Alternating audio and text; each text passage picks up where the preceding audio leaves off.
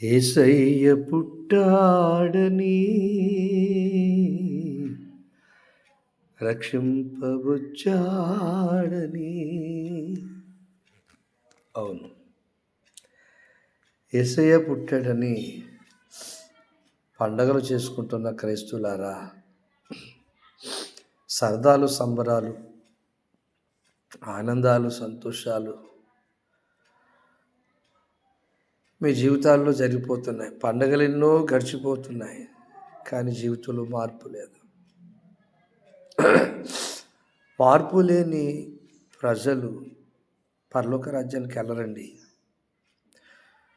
దైవజనుడిగా తెలియజేస్తున్నాను, పండగ క్రైస్తులుగా ఉండకండి, కుల క్రైస్తులుగా ఉండకండి.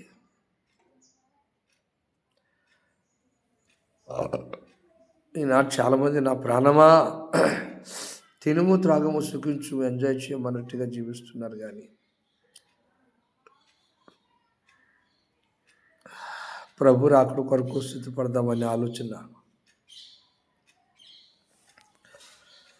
దైవ సేవకులతో కలిసి ప్రార్థన చేద్దామనే తలంపులు, కేకులు, విందులు, డాన్సులు, పప్పలు, పలవాలు,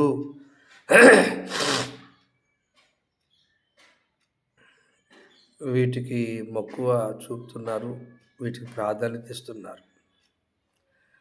అందుకే ఎందుకో ఈ క్రిస్మస్ రోజున కూడా హృదయం బాధపడుతుంది,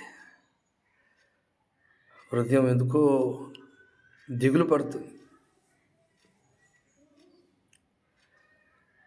గుండె నిండా వేదన, దుఃఖము, బాధ.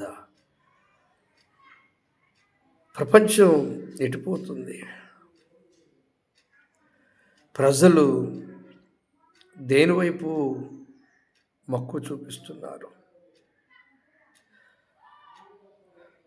పాపం మానండ్రా అంటే ప్రార్థన మానేసి పాపం చేస్తున్నారు.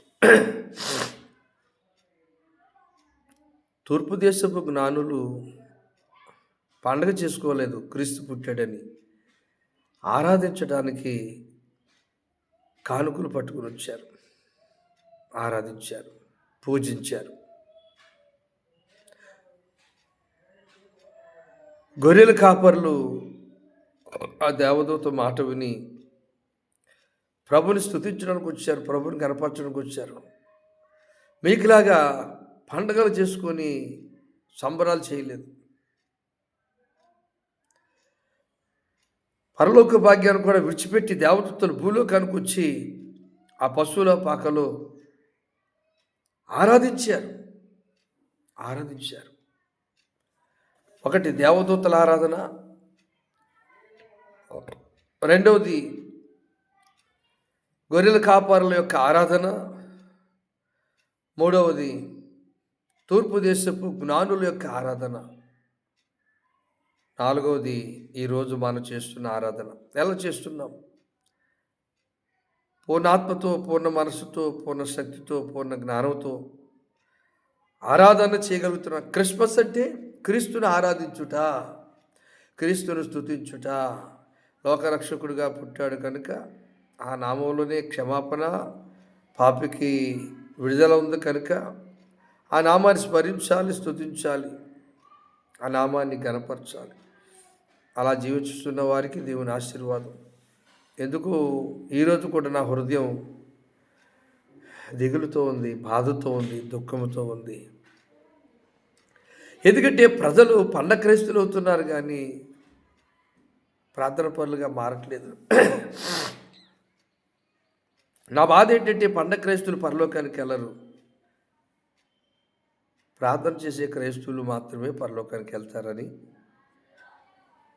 కాబట్టి నీవు, నేను, మనము ప్రార్థన పరులుగా మారాలని దైవజనుడిగా మనం చేస్తూ ఈ నా మాటలు ముగిస్తున్నాను. దేవుడు మనలను స్థిరపరిచి, బలపరిచి, ఆత్మీయతలోనికి, విశ్వాసంలోకి నడిపించును గాక.